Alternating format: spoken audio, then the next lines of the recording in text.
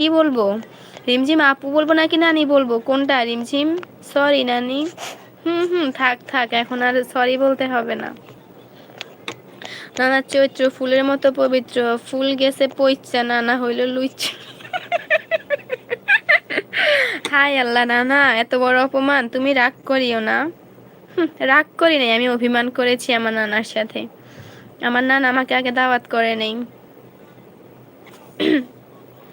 নানা কি বলতেছে রিমঝিম? হাই আল্লাহ, আমার নানা নাকি এত বড়! কোথায় থেকে লাইভ করেন? আপনার বাড়ি কোথায়? হাবিব, আমি চাঁদপুর থেকে লাইভ করতেছি। বাড়ি হচ্ছে চাঁদপুর জেলা।